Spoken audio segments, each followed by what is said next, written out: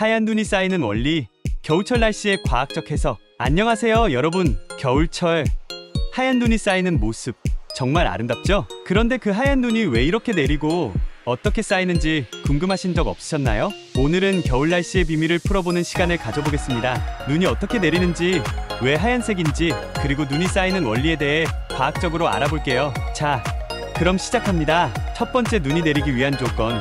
먼저 눈이 내리기 위해 필요한 기본 조건들이 있어요. 그냥 추운 날씨만으로는 눈이 내리지 않거든요. 1점, 차가운 공기와 기온. 우리가 생각하는 것처럼 눈은 기온이 0도에서만 내리는 게 아니에요. 사실 기온이 5도에서 10도일 때 눈이 가장 잘 형성됩니다. 차가운 공기가 있어야만 수증기가 얼음으로 변하면서 눈이 생기죠. 2점, 수증기와 응결. 공기 중에는 항상 수증기가 있는데 이 수증기가 차가운 공기 속에서 얼음 결정으로 변하면서 눈이 형성되기 시작합니다. 이걸 응결이라고 하죠. 3점, 습도와 구름. 눈이 잘 내리려면 적당한 습도도 필요해요. 공기가 너무 건조하면 눈이 잘 내리지 않아요. 그래서 구름 속에 습기가 많을수록 눈이 많이 내리게 됩니다. 두 번째, 눈 결정이 형성되는 과정. 눈송이는 그냥 아무렇게나 내리는 게 아니에요. 그 형성 과정은 매우 정교하고 과학적인 원리가 숨어 있습니다. 1점, 눈 결정의 형성.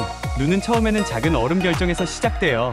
이 얼음 결정들이 공기 중에서 수증기를 흡수하면서 자라면서 점점 커지고 육각형 모양으로 성장해요. 이 모양이 바로 우리가 흔히 보는 눈송이죠. 2점, 기온과 습도의 역할.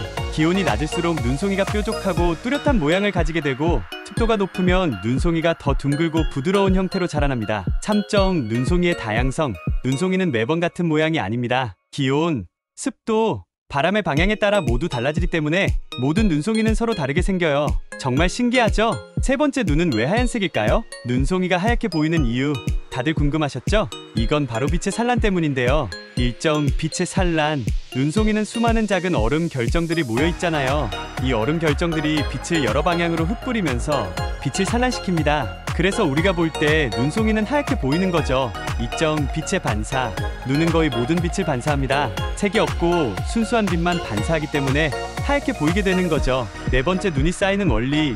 눈이 내린 후에 왜 그렇게 쌓이는지 그 원리도 궁금하셨을 거예요. 사실 눈이 쌓이는데도 과학이 숨어 있어요. 1점, 눈송이가 쌓이는 과정. 눈송이는 서로 겹치면서 쌓이게 돼요. 그때 눈송이가 얼마나 크고 형태가 어떻게 생겼는지에 따라 눈이 쌓이는 두께나 양이 달라지죠. 2점, 기온과 밀도. 기온이 낮을수록 눈송이가 가볍고 부드럽게 쌓이고, 기온이 높으면 눈송이가 크고 무겁게 쌓이게 됩니다. 그래서 눈의 밀도가 다르게 쌓이면서 눈더미의 두께도 달라지죠.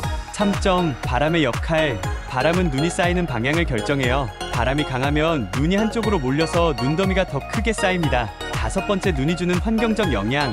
눈은 단순히 겨울의 풍경을 바꾸는 것만이 아니라 환경에도 중요한 역할을 합니다. 1점, 기후 조절. 눈은 지구의 기후를 조절하는 데 큰 역할을 해요. 눈이 반사하는 햇빛은 지구를 식히고 지구가 너무 뜨거워지는 것을 막아줍니다. 2점, 생태계에 미치는 영향.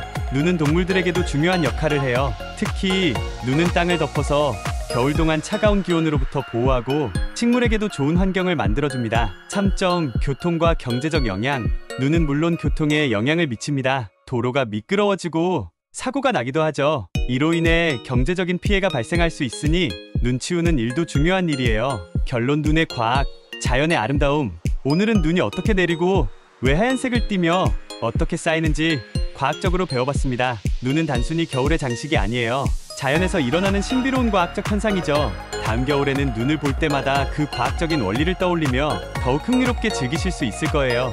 여러분, 오늘도 과학과 함께 즐거운 하루 보내세요. 구독과 좋아요로 더 많은 과학 이야기를 함께 하세요. 다음 시간에 또 만나요.